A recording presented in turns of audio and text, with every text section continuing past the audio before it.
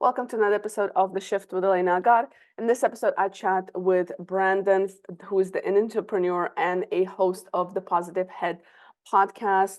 We dive into discussion around power of mindset. We talk about the necessity of life contrasts and like the good and the bad, the yin and the yang, right? And just the beautiful struggle of self-realization. Brandon shares his own journey and story and entrepreneurship and then just his own wellness and spirituality and so on. So I find him really interesting.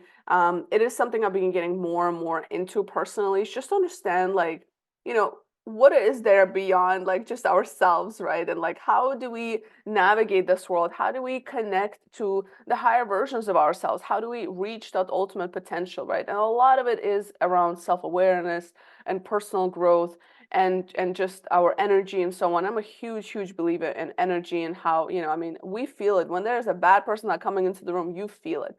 So being mindful of the energy you're putting out there. So it's an interesting episode. Check it out. Check out his podcast and let me know what you guys think. Brandon, welcome to the Shift podcast. Thank you for having me. It's a pleasure to be here. I feel like this is a great time to have the conversation we're going to be having around entrepreneurship, but not only that, but also our mindset and how essentially we can create the life that we want. Maybe it doesn't have to be as hard as we make it out to be, right? If we just tap into certain things. I'm at a stage in my life where being an ex-entrepreneur now, trying to go into the next entrepreneurship kind of adventure. It's a great time to talk about some of these things. But before we dive into the different topics, give me a little bit of a snapshot to my audience who are listening. A quick background of who you are, what you're doing, and what's the impact you're looking to make in the world. Yeah, sure. Well, my name is Brandon Beachum, and I am. What impact am I trying to make? And my aim is to that anyone who I come in contact with, that I ultimately help them to expand their perspective in some way and to feel uplifted and inspired. And as Gandhi said, if you want to find yourself, lose yourself in the service of others. And I believe that wholeheartedly, and I believe it holds true because there are no others, is my ultimate belief. And the consciousness that animates my form is the consciousness that animates your form.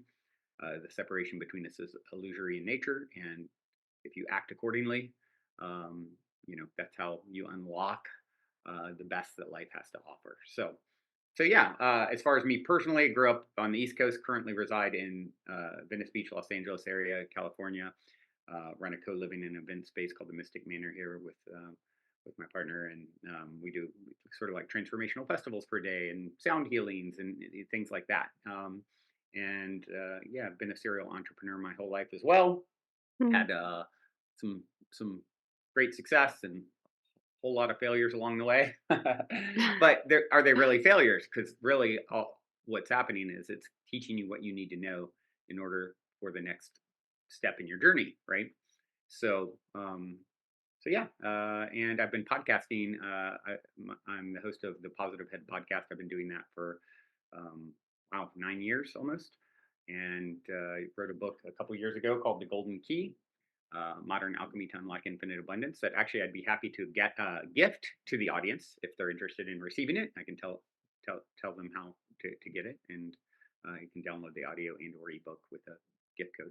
Yeah, absolutely. Be grateful for that. I do want to hear about your podcast and kudos to you. 9 years. I'm in my fourth year and I feel like I'm like, yes, So when I hear 9 years, I'm like, wow, that's impressive. It's a So lot. awesome. It's a lot. It's a Yeah. lot. Yeah. It's a lot. So talk to me a little bit about one, when did you go into this, like this understanding, that there's this, nature of reality essentially. Where did that come from for you? Was, Great question. when did you get into this? Yeah. So I was raised very conservative Christian. I went to a Christian college, and was kind of surrounded by very traditional, like I said, conservative, sort of dogmatic Christian ideas that God is this, judging God who is looking to, if you're out of alignment, if you don't do exactly what this jealous God says, you're going to be punished for eternity. Mm. But He loves you, and so it never quite as my our brains don't fully develop till we're 25. So get Mhm. into my early 20s and I'm starting to like kind of cock my head sideways, like, is this really how things are structured?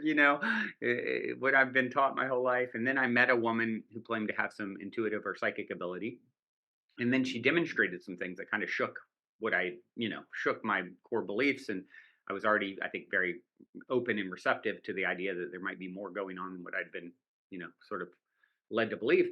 And yeah, I then started exploring. This is now 25 years ago. So mid 90s, there wasn't social media. I couldn't easily connect with others. Sort of find the algorithm didn't help me find others. It was like getting a book at Barnes and Noble bookstore and started reading things like Conversations with God by Neil Donald Walsh, who I actually had the pleasure of interviewing on Positive Head recently, and books like that. And it's I can only think, because it is my dharmic path to sort of talk about this sort of stuff, for almost 10 years now, like I said, publicly. And before that, if you listen to episode 1 of the Positive Head podcast, it's like I had to do something for my poor friends and family, because their ears are bleeding from hearing me talk about this, incessantly. Yeah. I need a new audience. Outlet. Yeah, I need a new outlet. So, I can only think, because it is my dharmic path to do the work that I'm doing, that, I was, as soon as I started being exposed to this idea that we're all one, and, essentially it's the simplest way to boil it down. It's like, oh my gosh, of course it would be structured this way. This is so elegant and simple and complex. And what else could it be? Right? Mm, What would be outside of God? Right? mhm, And so, as I started to explore the ideas, then I started having a lot of synchronicity and spiritual breadcrumbs. And I think, when you start looking at these things, spiritual matters, they look, you get looked back. Something looks back at you, right? And so I started having a lot of experiences, and remembering of the truth. And then it becomes a lifelong journey. It's one thing to understand this stuff theoretically, and it's another thing to apply it. Mike Tyson said it very well. He said, everyone's got a plan until you get punched in the face. yeah. So it becomes like a lifelong journey of, okay, understanding that everywhere I go, I'm there waiting for myself. And nothing's happening to me, it's happening for me and through me, right? Mhm, It's a reflection in some way, shape, or form. And that's easy to accept when things are beautiful, and, everything you consciously want to happen is happening. But, you start to you learn to, smooth seas never made for a skilled sailor. We all came to be skilled sailors. And so there's mhm. a lot of that sort of stuff, I think, as um I think of memes I see now on social media, where it's like what people think when they have a spiritual awakening, and it's like all this rainbows and butterflies and fairies, and what it's really like, and it's some person in the dark night of the soul, like being like ripped apart. So there is some part of that we go through, I think, as as you grow into the next greatest and greatest version of yourself, something, the old version of you has to die, in a sense. And that's Mhm. not always a pretty process, but worth it, I would say. Yeah. No, it's definitely true, and I wonder also how much one has to be ready and to have the right mindset, and or like not the right mindset, but to be open-minded Yeah. to you know what I mean? And the Yep. reason I'm saying this, and I'm curious to hear your thoughts, is because I've spent the first 25 years of my life before my brain developed is just a lot of just not great experiences, a lot of external, a lot of victimhood kind of mentality, and until I Mhm. was like, oh, it's like I I don't think I need to be like this, and I think that I do have a little bit of control over how this Mhm. unravels and so on. So, but it took me to go into a dark place, like you said, Right. to come back out. And I feel like I go through it like through from time to time. So I think it's a continuous journey.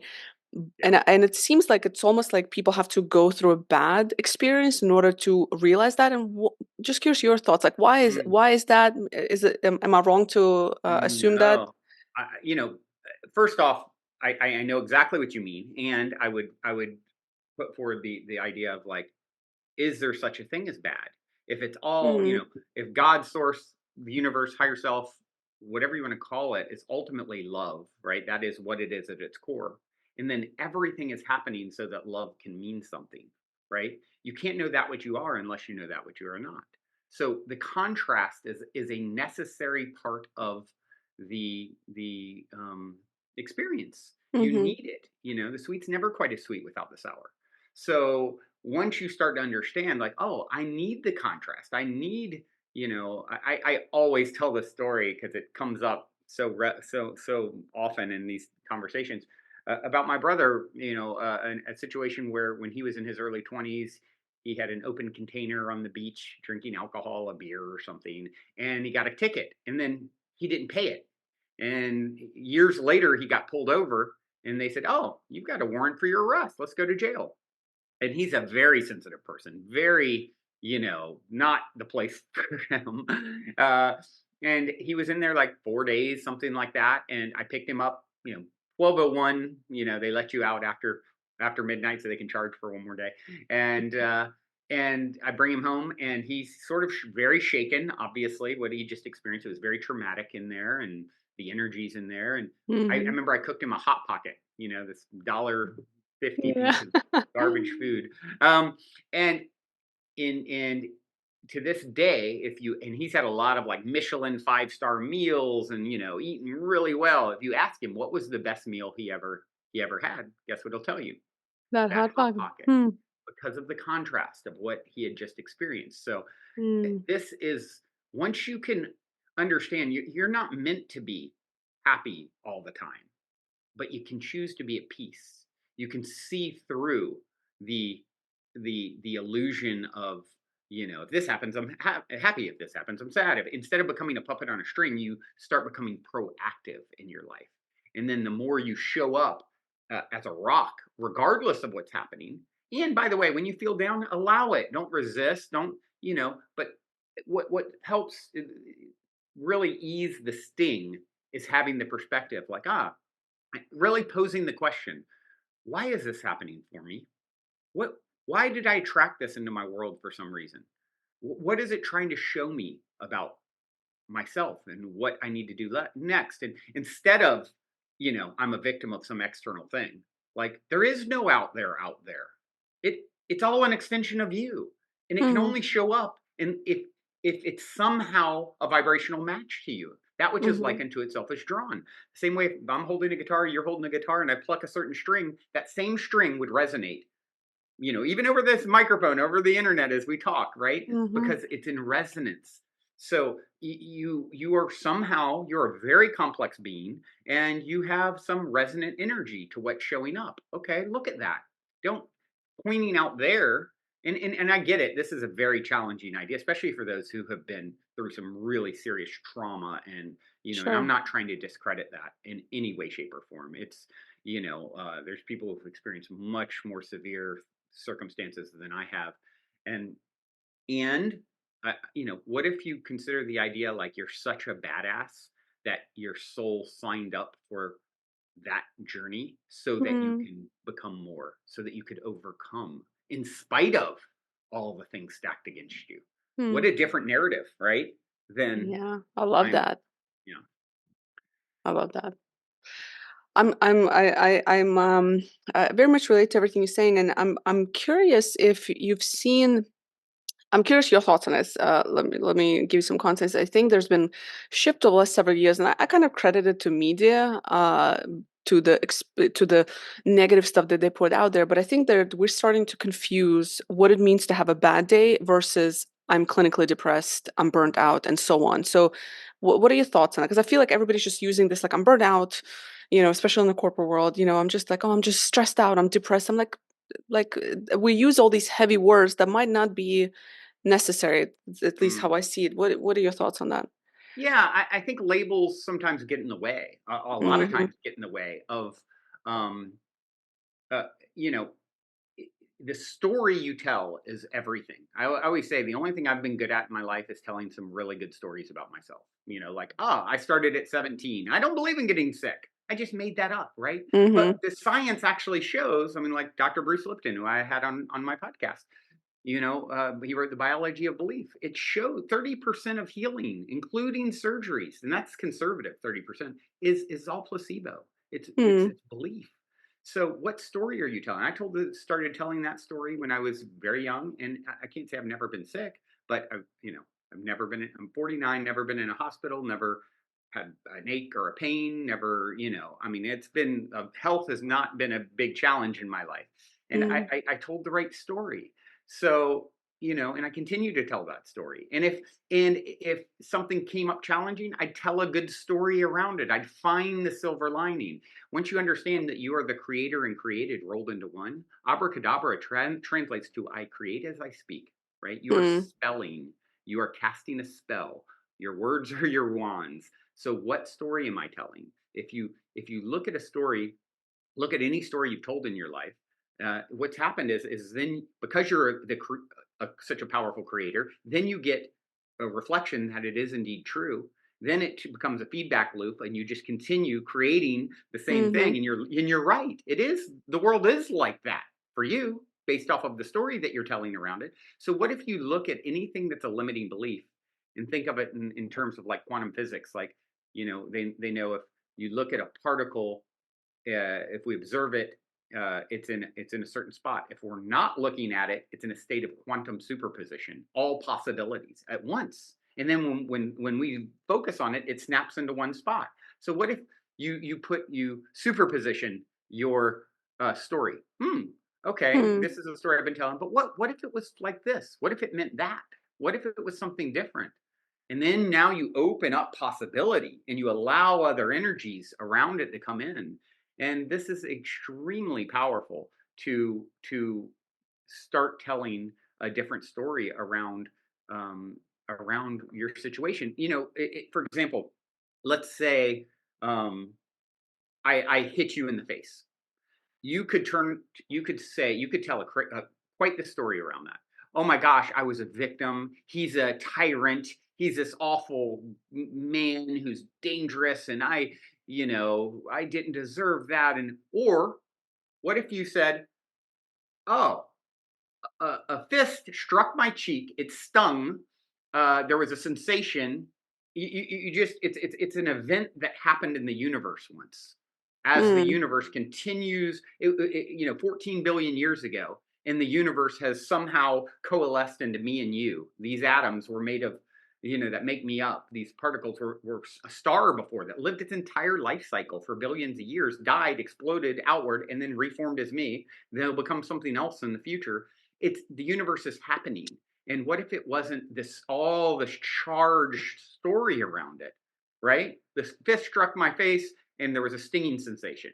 That's a very different energetic charge than I've been victimized. I'm trauma. I am, all so yeah, that becomes everything. The stories that we tell are everything. And if you're telling and have been telling stories that don't serve you, congratulations, because you're hearing this message in this moment because it's a vibrational match for you to hear it. That's the only way you could be hearing it, because now you're ready to get the benefit of the contrast of telling a new story around it. Put it yeah, into superposition and yeah. start telling something new. See what Uh, happens. I love that. You mentioned energy quite a few times, and and I want to talk to you a little bit about the energy, but also if you can connect it to the sound baths and the healing part, and how it's all like our bodies and the sounds and the vibration in our bodies, because it's something I came across a few years ago through my massage therapist, and now I do sound baths from time to time, and she does it as part of the session and so on. Talk to me a little bit about the kind of impact. Yeah, yeah. So you know, universe we refer to. We're in the universe. Break that down. Uni, inverse, one song. Everything we realize is it's just vibration. It's literally you, life is a song. It is, everything is vibrational. If you look at the particles that make me up, right? I appear solid right now if you're seeing this video, but if you let's get real. Let's really dive in and let's look at what I'm seeing there. And oh my gosh, he's made of particles. And these atoms that are made up by these even smaller quirks and things. And if we zoom in on them, wow, the atoms, they're 99.9999% space. And the Mm, part we're calling quote unquote solid is really vibrations of energy popping in and out of existence. We don't know where they come from or where they go to. When they're just flickering like a movie screen flickers so fast. these still pictures that appear like movement, that's what you are. You're literally a flicker of light that's popping in and out of existence so quickly you can't tell the difference. Your eye is fooled. And so that's what you are. You are a vibrational being. And so understanding that is the I always say the only thing that matters, the only job you have is managing your vibration. How are you going to show up vibrationally? What energetic pool are you going to swim in? There, you're trying to figure out the new job, the new partnership, the new. There is no out there. Out there. Out there shows up as a response to your internal state, your vibration. So the Mm, only job any of us have is to manage our vibration. Most people do something like work in order to have something like money, in order to be something like happy. Not how it works. Be something like happy and find yourself doing and having the things that are a vibrational match to that. So if you felt disempowered about getting where you want to go in life, the good news is all you need to do is go within and out there will shift to match where you're at. mm. See it to see it. Yeah, and I'm curious because I think like many people will be listening to this and it's like, and it sounds simple, but I think it requires a lot introspection. It's a deeper, like there's a deeper exercise, and I want to just maybe if you can talk about that. It just takes time to possibly get there, and I'm saying this because it takes time to go internally, and it's not as simple as like, oh, we're just going to project all these good vibes and Yeah. everything is going to come, right? And I think there's a lot of misconception around that. Yeah, it's like I said earlier, everyone's got a plan till you get punched in the face, Yeah. right? And so I've got these. This is why I love talking about this stuff. Why I love coming on podcasts and doing my own podcast, because what are we doing in this moment? You've given me an excuse to navigate us into a vibrational pool that we're literally, we plucked a certain string and now we're vibrating there, right? And you want to know what you'll see tomorrow. Look at what you're vibrating today, because there's lag in the third dimension where we live, right? So it's giving me excuse to go there. And guess what? Something can happen. My day can be hard, the challenge, and I come. It is two steps forward, one step back. We are, on a roller coaster, a vibrational roller coaster. And so you got to understand that it's one thing to understand this stuff theoretically, and then it's a lifelong journey to get better at doing it, right? And it doesn't. It's not for the faint of heart. It's not always uh, kittens and rainbows. It's you know this is the work, but becoming aware. I think of when I was a kid. I used to watch a GI Joe cartoon, and it used at the end they'd always have a lesson, and there's a moral lesson of the episode, and then they'd go, and knowing is half the battle, and that's really it. Knowing this stuff theoretically is half the battle. Now the Hmm. other half is walking the talk. And for me, that's been a 25-year journey where I have moments where, like, wow, I really navigated that more gracefully and with ease. And I showed up in the face of challenge with managing my vibration. Then I have times where I'm like, oh my gosh, Brandon, you just blew it. You just really, I lost my cool. I got aggravated. I got angry. I was heated, frustrated, Hmm. and okay, every moment's another chance to turn it all around. Like one of Hmm. the worst things we can do is to beat ourselves up when we fall off the wagon, so to speak, because you're going to fall off the wagon. It's understanding that like every moment is another chance to turn it all around. What Looking backwards, you're not going that way. What can I do with where I am, with what I've got, to be show up even better next time? What can I do? What practice? Oh, I can start meditating. Oh, I can start reading more. Oh, I can start listening to the Shift podcast more. Oh, I can, Hmm. so just, two steps forward, one step back. That is the dance that we are engaged in. Understand that, and just continue to do your best and tell a story. Tell a story that serves you. Tell a story that serves you. I very much appreciate your thoughts on energy, but I'm just curious, in the world of business in particular, you've been very successful as an entrepreneur. You've built multiple businesses, and that bring a lot of revenue.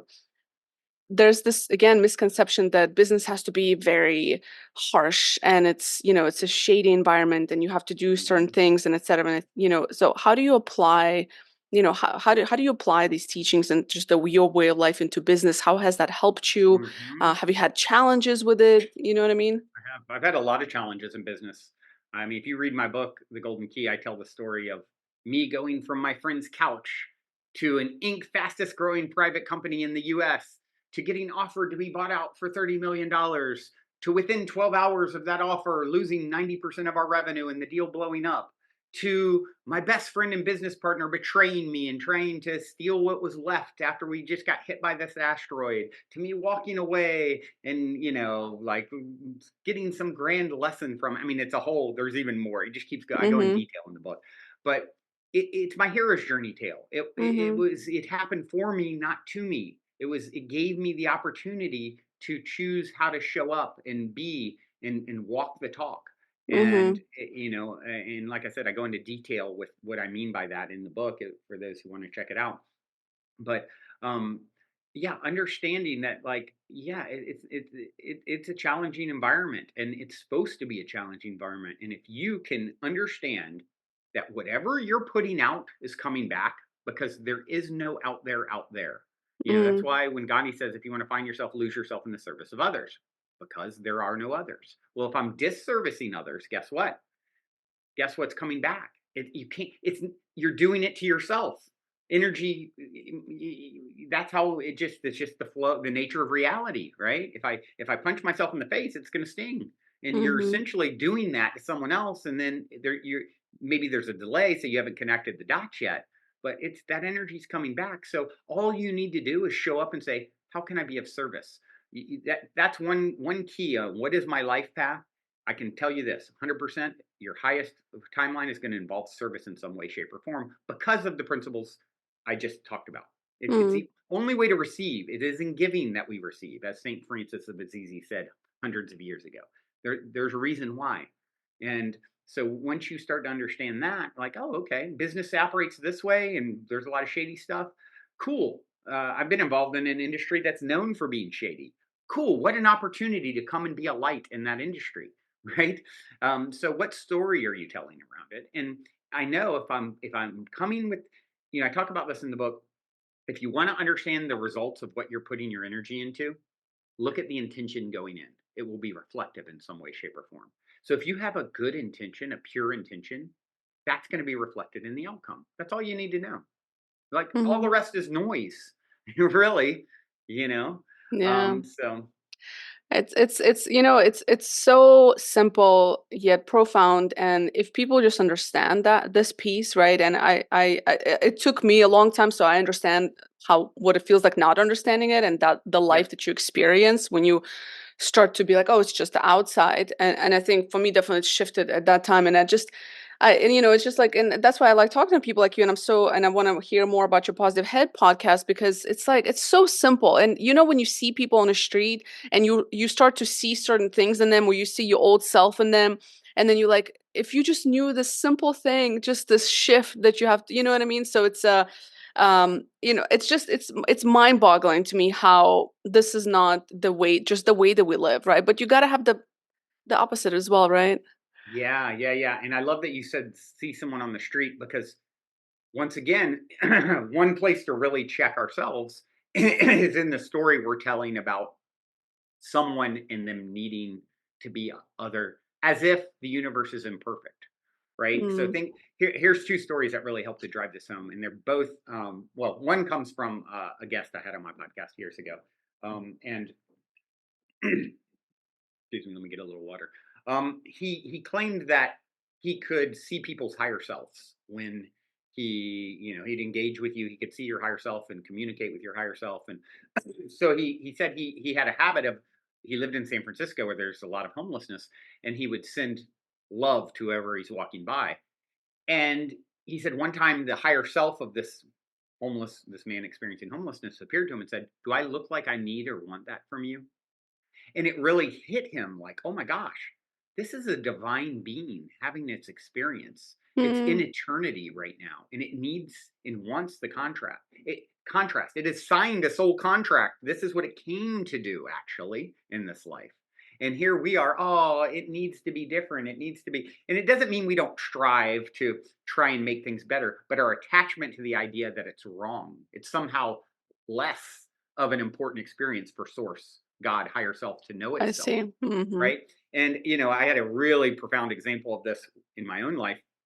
Uh, maybe a couple years ago during COVID, I was going to have lunch with my girlfriend at the time, and it was COVID, so we had to sit outside. And and as we're driving, here in Venice Beach, where I live, there's a lot of homelessness as well. And I see this man walking as we're passing by to go to the restaurant. And he's just like, his gait, the way he's walking, he looks like a zombie. Right. And I'm like, in that moment, I slipped into, oh my gosh, look at that poor man. Look at the way he's moving and walking. Wow. That's so tough. Um, and then forget about it. We get sat out we had to sit outside because you couldn't eat inside during COVID. And so we're out on the sidewalk. And 10 minutes later, he catches up to where we're at the restaurant. And I look to my right, and he's 10 feet from me, 5 feet from me, probably. And he stops and looks at me, clear as a bell. And he says, "Hey, how you doing?" And I'm just shocked. First off, it's this man, but he's clear, right? And I'm like, wow. I'm like, I'm doing great. How are you? He goes, "Oh, I'm doing just fine," and winked at me and then kept walking. And he's wearing the Interesting. same jacket as me. I mean, it was just like, it felt like this is a powerful message. Angel, who knows, and so it really drives the point home. You don't need to fix anything or anyone. You can have the invitation to, and that is beautiful to do, and that is gives you the opportunity to be of service, what your soul wants. But this idea that we're somehow better in the grand scheme of a soul who's in its process in Mm, eternity, it knows what it's doing. And yeah. so understanding that, I think, brings a lot of relief to the horrors that could otherwise be perceived in the Mm. world. I never thought about it that way, honestly. So something to think about for sure. Yeah. Interesting perspective. Talk to me about the Positive Head podcast. Yeah. So, you started it because your friends to save your friends and family from Yes, talking their exactly. ears off, and I'm glad Yeah. you did. Mm. It sounds amazing. So tell me a little bit more about the journey. What have you learned? Have you seen some themes that came out from your guests? Yeah, yeah. Well, yeah. I mean, 2,200 plus episodes, almost 9 years.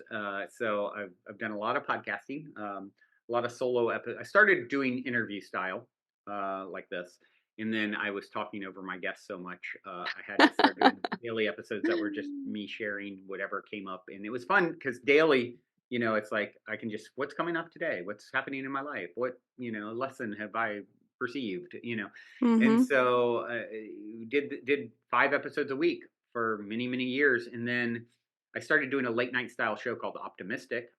You can check out optimistic.tv. And when I did that, that was a full production, with live audience and guests and music and art. And so then at that time, I had my friend, Dr. Erica Middlemiss, who I invited to do 2 of the daily episodes. So I would do 3 days a week, two solos and one interview. She would do 2 episodes, and that's what it's been for many years. Now we're looking at shifting it, stepping back from dailies after almost 9 years, and I feel like I've I've said a lot. I've gotten my message out there, and I really am enjoying going on other podcasts like this more, because it's someone new to talk to and some new fresh ears. And so Yeah. I'm going to continue with my soul share kind of interview style for now. And who knows? Anything's possible. Might go back to the dailies, but there's thousands of episodes to listen to. So there's no shortage of content for anyone who wants to check it out. Yeah. If And I've gotten somebody to have some of the greatest luminaries and authors and scientists, and because the podcast, I think my timing was really good. For many years, it was like number top 5 on Apple Podcast and spirituality in the U.S. So that really help me reach a lot of people and connect with a lot of people that I wanted to talk to. Yeah, we definitely need it, Brandon. So, so you've shared a couple of different really kind of practical things and strategies that people can use in their own lives. But if you had to choose like first step for somebody who's sitting there, maybe they feel stuck, they're at that pivotal Mm. moment in their life of that Yeah. experience, like where to start? What's that starting Well, point? here's what I would say. What story can we tell around that, right? Yeah. Well, whoever you are and you relate to that question, you're like, yeah, that's me. Well, guess what? Out of infinite things vying for your precious attention, you have somehow landed on this message, on this small podcast in the corner of the world with the two Yeah. of us here talking, waxing poetic about the ultimate nature of reality. You know why you landed here and you're hearing these words? Because you are a vibrational match to them. That which is Mm, like unto itself is drawn. You cannot attract something that is not a match for you in some way, shape, or form. It wouldn't find you, you wouldn't find it. So, congratulations is what I would say to that person. You are on the path. And so I would continue on the path. I would continue to listen to shows like this. There's a lot of content out there. I'll happy to gift you my book. That's 25 years of deep exploration of the ultimate nature of reality. If you go to goldenkey.gift, um, and you use the code love at checkout, you can download the audio and or ebook.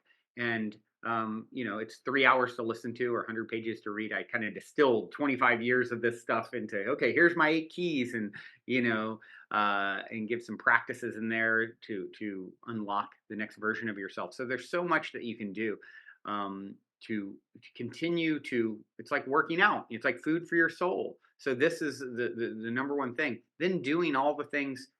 Self-love is the number one thing we're all here to learn, because we're fractals of source, God, higher self, the universe, whatever you want to call it.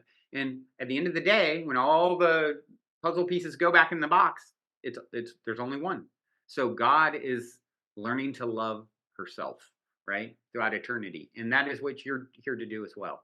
And I would say there's never been a soul more worthy in all of eternity than you, because it is all you. So if anyone's ever been worthy, you're worthy. And so it's time to start telling a new story. When you see something on social media, oh, I could never do that, or look at how pretty she is, or what, it, instead of creating separation, saying, oh, wow, out of all the things I could see, this is showing up on my feed because I'm such a close vibrational match to it. I'm calling in more of the essence of that energy. Wow, mm, exciting. What a difference in that story, right? And yeah. so continue to focus on telling new stories. Be creative, because you are a creator. You are the creator and created rolled into one. And go easy on yourself in the process. You're going to fall off again, and all that matters is, how do I pick myself up and do better in this moment forward, right? And you're going to get better and better and better, as you go, and as you commit to the process. I'm going to make sure to drop in the show notes the link to the book that you mentioned. And before I ask you my last question, which I feel like maybe we already got an answer to, but it's a kind of tradition on the podcast, so I'm gonna ask it anyway. Where else can people find you? Where they can get in touch with you, especially if they're Sure. based on the West Coast, they want to check out your studio? Yeah, yeah, yeah. So you can, Positive Head Podcast anywhere that you get your podcast. I'm on social media. Um, you can also check out optimistic.tv. You can get the book at goldenkey.gift with the code love, as I said. Um, yeah, and you can just search my name, Brandon Beachum. I'm not super active on social, but I am. I do things. And so if you search my name, Brandon Beachum, you'll find me there. The co-living and event space in LA is called Mystic Manor. If you look up Mystic Manor LA on Instagram, you can see that as well. And those are the places you can find. Oh, I also take telepathic messages. Feel free to send those along. I love it. All that is going to be in the show notes for people who are listening and maybe can't visit the websites right now. The last question I ask all of my guests is, what is one question you wish people would ask themselves more often? Why is this happening for me? Love it. Why is this happening for me? Not to me, to be clear. Yeah. Love it. Love Once you it. start posing that question to everything that comes into your life, you Mm, open up the possibility of seeing the answer in it. Everything, the magic in it. Everything, I believe, can be neutral by design. It's essentially neutral. And I mm, flavor it with my story around it, right? And then that determines how, and then you get validation, because you're right.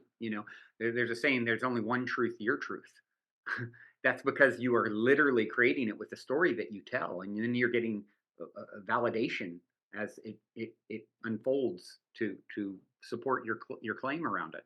So instead of this idea that there's something out there happening to you, and it's understanding it's happening to make you stronger. It's helping you sharpen your axe.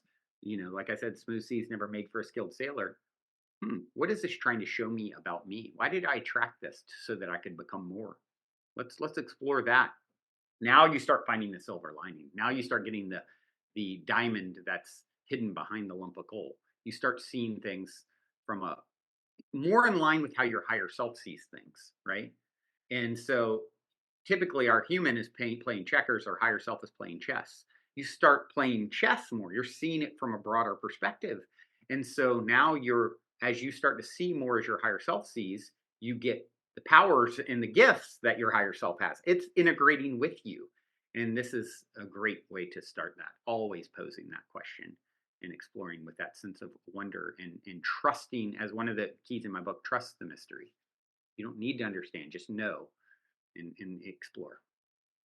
I absolutely love it. This has been a soulful discussion to say the least. So I feel very calm and at peace just after this. And I'm sure my audience does too. So you definitely brought that out. So thank you, Brandon, for the work that you're doing. Hopefully we'll have a chat sometime in the future again. And I Yeah. appreciate your time. Yeah, such a pleasure. Thank you so much for having me on.